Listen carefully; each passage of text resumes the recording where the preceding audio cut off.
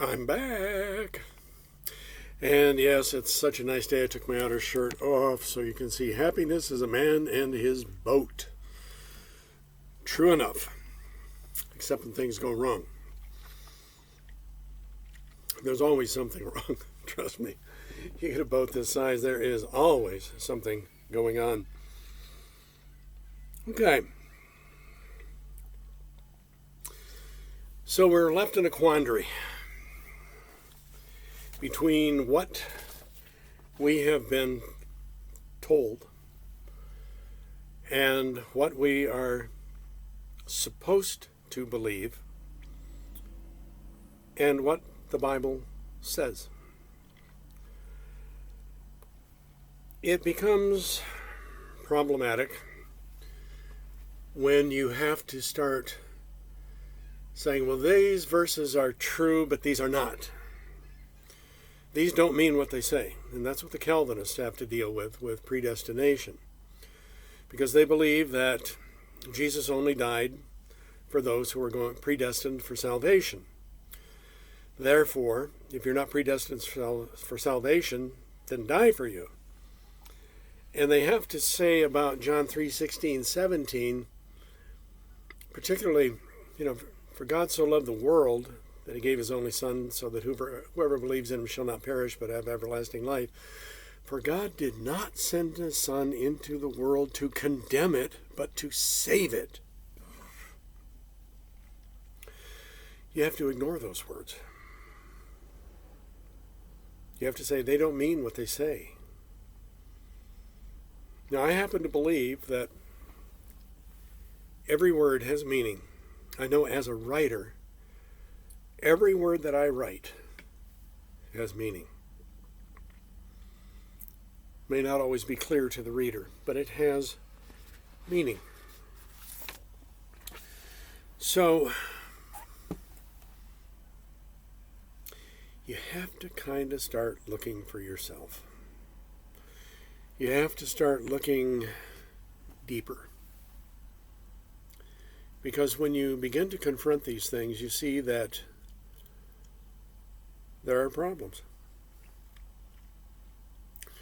For one, we call the synoptic problem, meaning the fact that Matthew, Mark, and Luke don't agree with each other. What do I mean? Well, read the birth narratives. They don't agree. One of them says that an angel of the Lord came to Joseph, warned him in the night to flee because King Herod was going to send soldiers to kill every boy child in Bethlehem, and so they fled to Egypt. Okay? The other one doesn't say that. Matthew doesn't say that. It talks nothing about that. That would seem to be a major event, don't you think?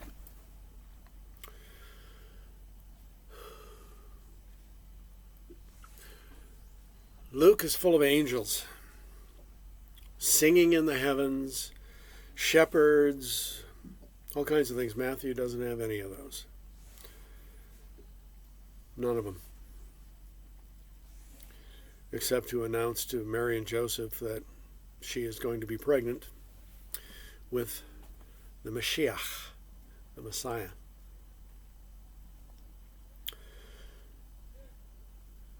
So which one's correct?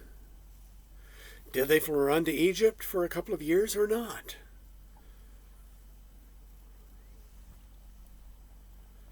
We know that King Herod died in 4 BC. You gotta love it. The monk that created the modern calendar got it off by about 6 years. Jesus was born 6 years, about 4 to 5 BC. Maybe 6. Why do we think 6? Well, it says that the Magi, which is an interesting word all by itself, it's not kings. They're not kings at all. They're astrologers. That they showed up and Herod questioned them, well, when did this star appear to you? And they gave a date of up to 2 years before. which is why Herod wanted all the children of 2 years or less to be killed. So they'd been packing and traveling for 2 years. Now, were Mary and Joseph still in Bethlehem because they did not supposedly live there? Yeah, they were. Joseph lived in Bethlehem. Mary was from Nazareth in the North Country. We do not know how their parents got together and arranged this marriage, because it was an arranged marriage. They all were. So, did they run to Egypt or not? If they did, how did they survive? Well, it says Joe was a carpenter. Well, the actual word is tekton. Tekton means handyman, more than a carpenter. Need a roof fixed? Joe's the guy. Need a window replaced? Call Joe. Wall falling down? Joe can fix it. That's a tekton. And Jesus was raised in the same profession because boys always followed their father's profession. So Jesus became a tekton. So when you're reading the Gospels, when you read them parallel to each other, particularly Matthew and Luke, you see that they do not necessarily agree on a lot of different places. People are aware of this. A lot of Christians are not, because they've never read it. They just take somebody's word for it. We are like the sheep without a shepherd, aren't we? We take somebody's word. We don't check it out for ourselves. We don't challenge. We just, oh, okay. No. If you're going to be a scholar, you challenge. That's what you do. Scholars challenge. They test. I have a paper coming out next month in a journal. It's called a peer-reviewed journal. I submitted it to the journal editor. Journal editor sent it out to 2 reviewers without my name or any background information. These are 2 experts in the field, and they critiqued the paper. I was blessed. They liked the paper, but they had a lot of changes they wanted to see. And I'm fine with that. I rewrote it. It'll be published next month. Submitted it. It's been accepted. But as scholars, you've got to read carefully. But we don't. We're not taught to read that way. We're taught to read superficially. What does this word mean? Do you ever run across words you don't mean? I know you do. But here's the more important question. Do you look them up? If not, why not? How are you going to ever know what it means if you don't look it up? Context will not always tell you. If you're going to be a scholar in this, you have to be ready to challenge what is already accepted as truth. There's 2 kinds of truth. There's capital T truth, which is Jesus is the Christ, the risen Lord, etc. There's no room for argument in that within Christianity. Where is there room for argument? Just about everything else. For instance, the word Trinity does not appear anywhere in the Bible. It took 400 years to develop that theory, and it is not accepted by a lot of different Christian groups.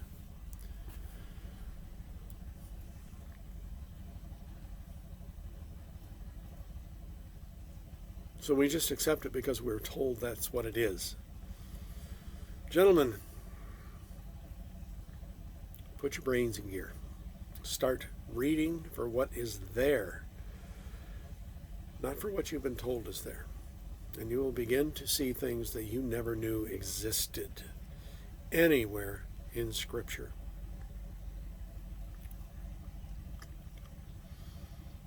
Another fun one is, do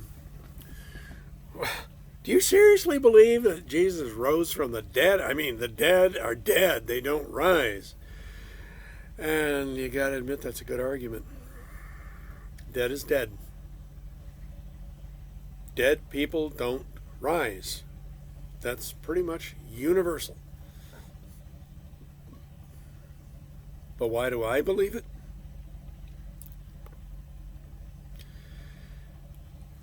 There's a lot of different reasons you could say, but for me it comes down to the disciples.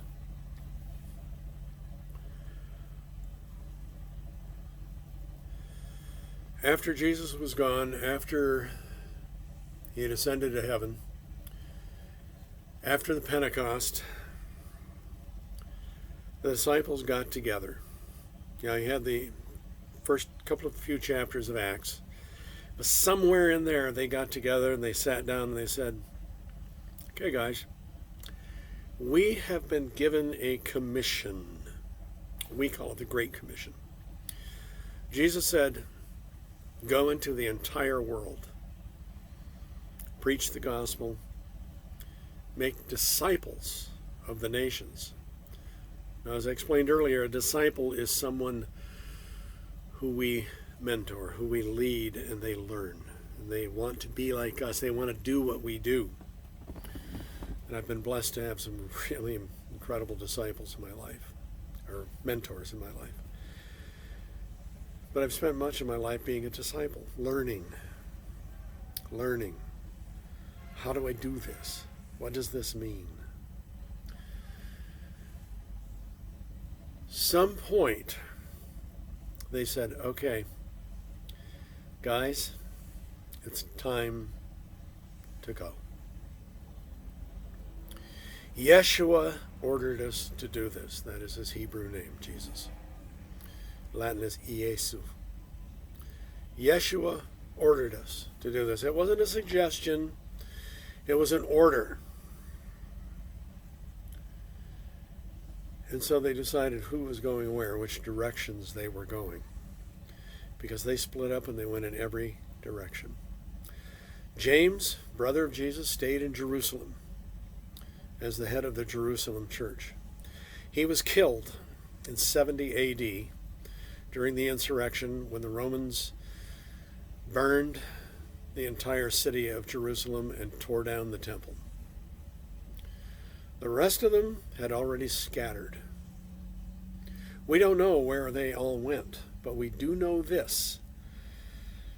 They knew that their lives were on the line, that they probably were not going to survive this. They went in every direction and disappeared from history. We know that one of them went south, went at least as far as Ethiopia, because there have been Christian churches there since the year 100 or less, lower. We know that Thomas, remember good old Doubting Tom? Well, he went north, he went east, and then he went south. He ended up in India, where he preached the gospel and made converts of many, many people. He was also killed because he made a convert of the king's wife. And apparently he was preaching celibacy. Thou shalt not have sex, even in marriage. Yeah, go figure. And the king, she took it seriously, wouldn't have sex with him, so the king says, dude, you gotta go. Had him killed. How do we know this? When the first congregational missionaries arrived there in the 1700s, they found a Christian church. And they started to say, well, we've come to tell you about Jesus. Oh, we know all about Jesus. You do? Yeah. Oh, man, yes. You've come to tell us more? Yes, we have. Oh, wow. That's so cool. Because this guy came to us like 1,800 years ago and told us about that. Really? What was his name? Thomas. Really? Yeah, he's buried right over there. Doubting Thomas made it to India. We know that some made it up into the Caucasus Mountains, into Ukraine, some into Russia, to Italy, to Gaul, France, Germany, some to England. We know they went all across North Africa and Christianized all of it.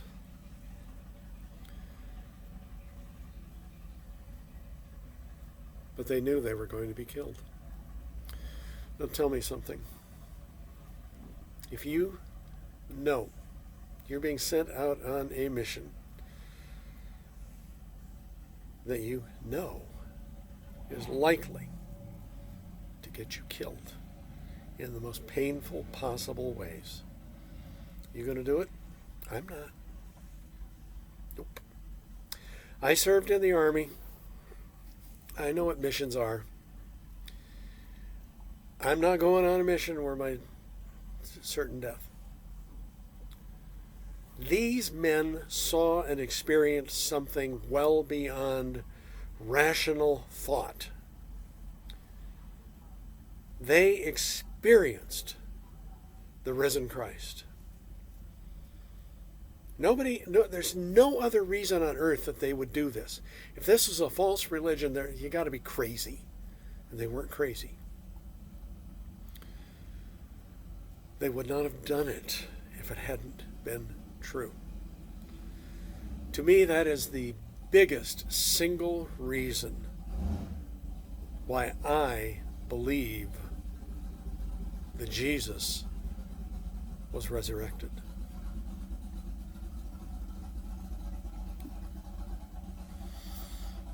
I don't need the rest of it. I need just that. There were 500 eyewitnesses. Yeah, okay, whatever. They saw something. But these 12 men going out knowing they were probably going to be killed, going out by themselves, alone, to walk into strange countries, to walk into hostile territory, say, hi, you got a few minutes? I want to tell you something.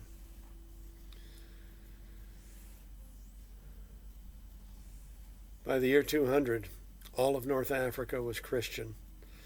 All of the Middle East was Christian. Italy was Christian. France was Christian. By the year 400, all of the Middle East was Christian. Turkey, Syria, all the way up to England, to Ireland, to Wales.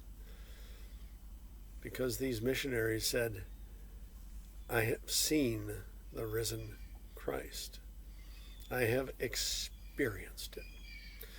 Now, you can't experience it that way these days, can you? Unless you're going to be accused of taking some really good stuff and hallucinating. But that's sufficient for me. And I'm a skeptic. I question everything. Always have. To me, it's what makes the difference. And you're going to be asked, why do you believe this hogwash? And my response to that is always, you got a few minutes? Let's talk. I'll tell you. I'll tell you how it worked for me. Which is really unthreatening, non-threatening. It's very neutral. It says to these people that I'm safe. I'm not going to haul your sorry butt into a cult.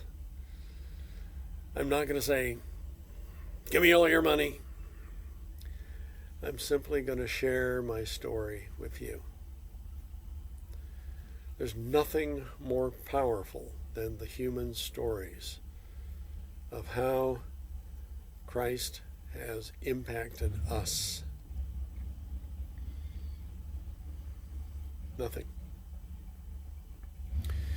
You can believe in miracles. I've seen them. I didn't believe in them, as I said earlier in a previous lecture, until my mother's heart was healed. Have I seen a lot of miracles? No. But I did experience a miracle. You see, guys, I'm an alcoholic. You heard me right. I learned to drink in the Army, and I learned to love it in the Army. And when I came home, that continued. It wasn't out of control, not at first. When I transferred from the local community college to Western Michigan University. I joined a fraternity, not the normal Greek society fraternities. I joined Phi Mu Alpha Sinfonia, which is a professional musicians fraternity. And but we had parties, guys. We did. Where I drank a lot. And I began drinking more and more and more. Graduated from college. Got a teaching job. Started teaching. The drinking continued and it got worse. Over time, it got worse and worse. Until I was getting drunk just about every night. Sometimes I'd wake up on the floor, I'd passed out. It got to a point where my wife said she was going to leave me and take our daughter with her. And I couldn't stop. Could not stop. Alcohol was more important to me than my family. It was actually more important to me than my life. It came down to Valentine's Day, 1982. I had promised my wife I wouldn't drink, and I've been sober for a few weeks. I've been going to Alcoholics Anonymous, working the program, doing my best, but I got drunk. And I knew that if I came home drunk, she was going to leave. So I decided to kill myself. You heard me.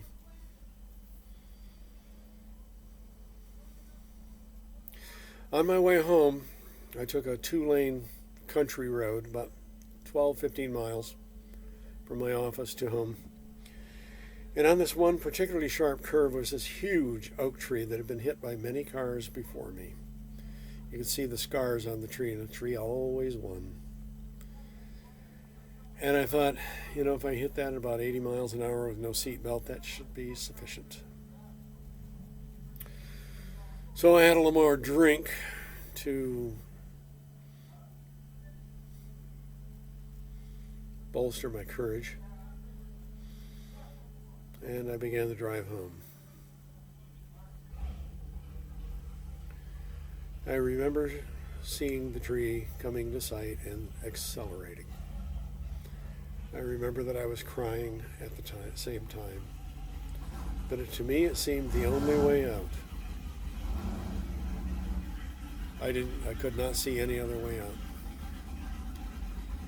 I figured in about 5 seconds I was going to be dead. My family, it looked like an accident. My family would get my life insurance, and they'd be better off without me, and the world would be better off without me. What I did not know was God had a different plan. Obvious, I'm still here. I don't know if I turned the wheel, God turned the wheel, or what happened, but the wheel turned. I missed. I stopped the car. And, oh, come on, really noisy boaters. I stopped the car. It was February, it's cold. I remember the engine kind of ticking as it cooled. And I was crying. I was screaming at God. I was calling God every filthy name I could think of, and I was making some up on the fly. I really wanted God to get so angry with me that he would just kill me. Nothing happened. Southern Michigan in February is cold and gray. It was cold and gray. The sky did not open. Nothing happened. I went home and I begged for forgiveness.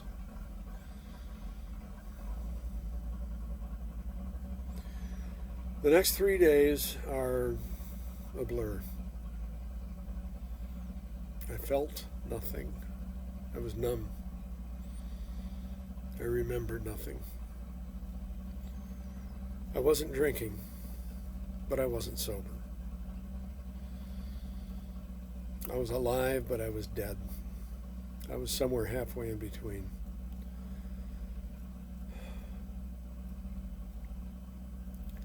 I was kind of like, I thought of later, a caterpillar weaving its chrysalis. It's got to be like a coffin. I'm going to die in that. That's what I felt like. There was no hope. None. 4:30 in the morning, February 17, 1982. I had a dream. I don't remember my dreams very often. This one I remember. In my dream, it was summertime. I was lying on my back in a field with wildflowers everywhere. There were white, fluffy clouds up above. It was warm. The sun was shining. It was just a glorious day. Birds were singing. Insects were chirping. And I swear the insects were singing some kind of little song. But way up above, I looked up and I saw this butterfly, and I remember thinking, oh, if I could just be so free.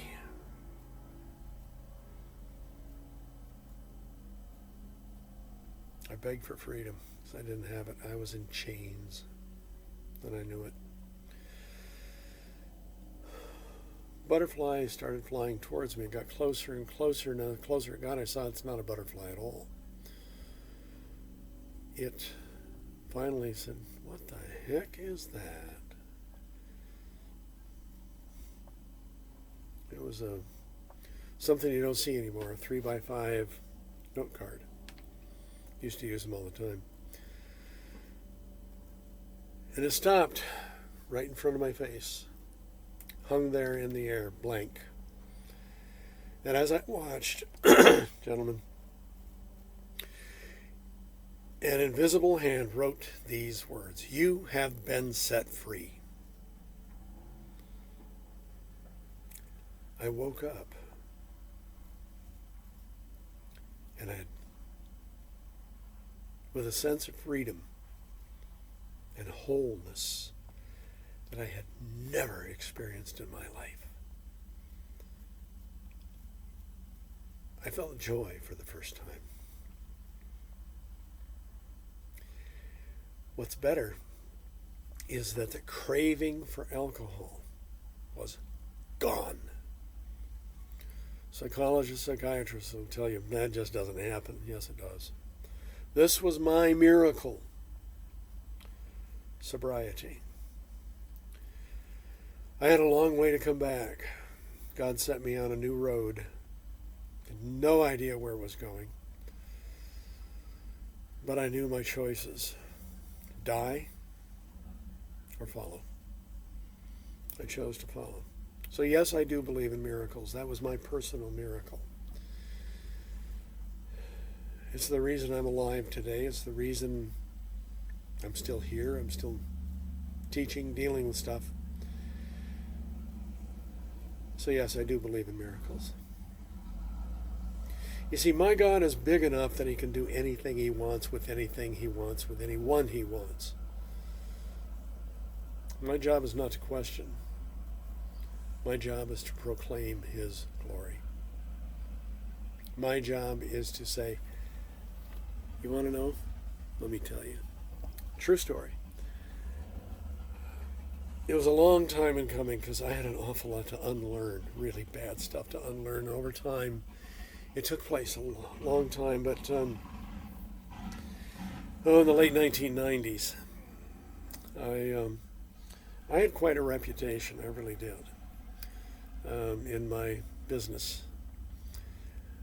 My job was to go into places and take the most difficult, nasty cases and win them, which meant an awful lot of really weird stuff. But I also built up a reputation in the National Education Association where I was employed. I got a lot of nicknames. Hired Gun was one of the nicest. Rattlesnake, Shark, Barracuda. A friend of mine said, yeah, you're like a moray eel. I said, what? Yeah, moray eel. You live inside the coral reef.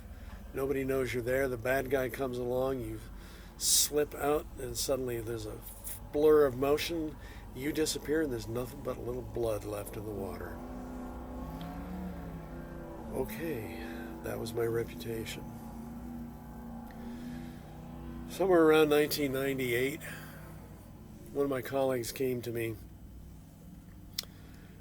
and she said, Daryl, I got to ask you a question. Yeah, what? What's going on? What do you mean, what's going on? You're not the same as you used to be. Really? What do you mean? You're not the same mean son of a bitch you always were. Excuse my French, but that's a quote. I said, really? I never knew I was a mean son of a bitch. She says, you were. I mean, everybody had confidence in you because you were so good at what you did. But they were all afraid of you. Just a little bit. Oh, I don't want anybody to fear me. So she says, so what happened? What's going on? You've changed. I said, well, I didn't really realize it. I had to think for a couple of minutes, and I finally said, I think I know. Let me buy you a cup of coffee, and I'll tell you my story. That's how it works, friends. That is how it works. You find the opportunity, you bury your own vulnerabilities, and you say, this is how it worked for me. This is what it's done for me. This is why I believe, not because somebody says, oh my gosh, you're going to get filled with the Holy Spirit. Okay, that's cool. That's not why. Why do I believe? Because 12 men set out to certain death to proclaim a gospel that they never would have done if it wasn't real, if they had not experienced it. So think about it. How do you get to your generation? It's a generation crying out for help. It is a generation that says, I'm spiritual but not religious. Well, guess what? I'm not religious either. If by religious you mean a lot of rules. I don't like rules. I don't like my own rules most of the time. But I am a follower of Jesus of Nazareth. Jesus didn't have a lot of rules if you care to pay attention. Matter of fact, he broke an awful lot of rules. There you have it, guys. We're going to get deeper and deeper into McLaren, but I wanted to challenge your thinking of the narrative, the overarching narrative of the Bible. Is it simply salvation, go to church, put some money in the, and you're good to go? No, it is not. Never has been, never will be. It's so much more, but it is so much more rewarding. Talk to you soon.